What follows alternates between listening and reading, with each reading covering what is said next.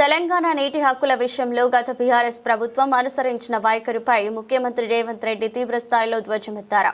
రాజకీయ ఉనికిని కాపాడుకోవడం కోసమే మాజీ సీఎం కేసీఆర్ ఇప్పుడు జల వివాదాలను మళ్లీ తెరపైకి తెచ్చి రెండు రాష్ట్రాల మధ్య భావోద్వేగాలను రెచ్చగొడుతున్నారని ఆయన తీవ్రంగా ఆరోపించారు.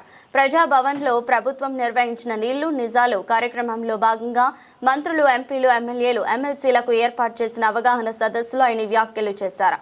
ఈ సందర్భంగా సీఎం రేవంత్ రెడ్డి మాట్లాడుతూ తెలంగాణ ఉద్యమానికి ప్రధాన పునాది అయిన నీళ్లు, నిధులు, నియామకాలు అనే నినాదాన్ని కేసీఆర్ తన 10 ఏళ్ల పాలనలో పూర్తిగా విస్మరించారని విమర్శించారు. ముఖ్యంగా కృష్ణా జలాల పంపిణీ విషయంలో కేసీఆర్ తీసుకున్న నిర్ణయం తెలంగాణకు మరణ శాసనమని రాసిందని ఆవేదన వ్యక్తం చేశారు.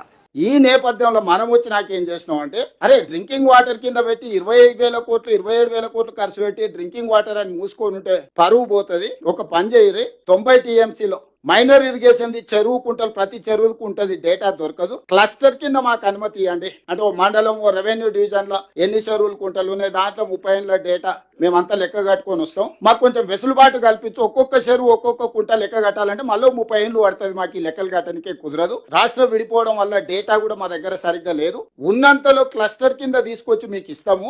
దాని ప్రకారం ఫస్ట్ 45 టీఎంసీలు సాగునీటి ప్రాజెక్టు నిర్మించుకోవడానికి మాకు అనుమతి ఇవ్వండి. ఈ ప్రాజెక్టులన్నీ మేము ముందుకు వెళ్తాం. మిగతా 45 ట్రిబ్యునల్ ముందు వచ్చినప్పుడు మిగతా 45 చేసుకుని ఫస్ట్ ఏదో ఒకటి ముందుకు వెళ్దాం అనే దాని మీద మీ 45 టీఎంసీలకు ఉత్తమ్ కుమార్ రెడ్డి గారు అదే లేఖ రాశారు. టోటల్ మీద మాకు 90 టీఎంసీలు. ఫస్ట్ ఫేజ్ లో మా సేవింగ్స్ 45 టీఎంసీలకు మేము పనిచేసుకుంటాం అనుమతి అన్నారు. దీంట్లో 2 ఉన్నాయి. ఈ అనుమతి వస్తే ఈయన 11.5 రేట్ ఆఫ్ ఇంట్రెస్ట్ లో లోన్లు తెచ్చిండు. ఫస్ట్. రెండోది అనుమతులు ఉంటే కేంద్ర ప్రభుత్వాన్ని మనం గతంలో నేషనల్ ప్రాజెక్ట్ అనేది ప్రపోర్షనేట్ మార్చి ప్రధానమంత్రి శిత యోజన ప్రాజెక్ట్స్ అని 60% కేంద్ర ప్రభుత్వం ఇస్తే 40% రాష్ట్ర ప్రభుత్వం నిధులు పెట్టుకునేటట్టు నేషనల్ ప్రాజెక్ట్ కింద అంటే గవర్నమెంట్ ఆఫ్ ఇండియా స్పాన్సర్ చేస్తుందని ఈ అనుమతులు వస్తే ఆ 60-40 రేషియోలో 60% కేంద్రం నుంచి నిధులు తెచ్చుకోవచ్చు అని చెప్పి దీన్ని అనుమతి ఇవ్వండి మాకు.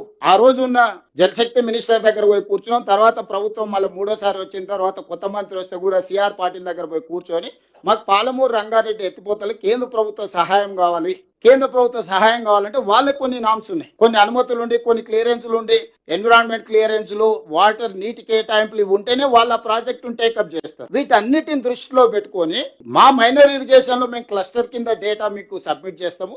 దీన్ని అనుమతి ఇవ్వండి. దీన్ని ఇస్తే మాకు వెసులుబాటు దొరుకుతుంది. దీని మీద 84,000 కోట్ల మీద ఏదైతే ప్రాజెక్టు ఉందో దాంట్లో 60% కేంద్ర ప్రభుత్వం ఇస్తే ఒక 50,000 కోట్లు మనకు కేంద్రం నుంచి సహాయం అందుతుంది. మిగతాది మనం డబ్బులు యాడ్ చేసి ఇప్పటివరకు ఆల్రెడీ 27,000 కోట్లు మనం ఖర్చు పెట్టినాం కాబట్టి ఆ ఎక్స్పెండిచర్ తీసుకొచ్చి దీంట్లో చూపిస్తే ఫర్దర్ గా పాలమూరు రంగారెడ్డి పోతలు పూర్తి చేసుకోవడానికి కేంద్ర ప్రభుత్వం నుంచి సంపూర్ణంగా నిధులను సాధించాలన్న ఉద్దేశంతో ఒక ప్రణాళికబద్ధంగా కేంద్ర ప్రభుత్వం దగ్గరికి కంటిన్యూస్ గా ఆయన లెక్కలేస్తుంటారు. ఢిల్లీ 50 సార్లు పోయిండు, 51 సార్లు పోయిండు అని అరాజ్ పాట వాడినట్టు ఇవన్నీ ఒక కొలికి పట్టుకొచ్చి వీటి అనుమతులు తీసుకొచ్చి దీనికి నిధులు సాధించాలి.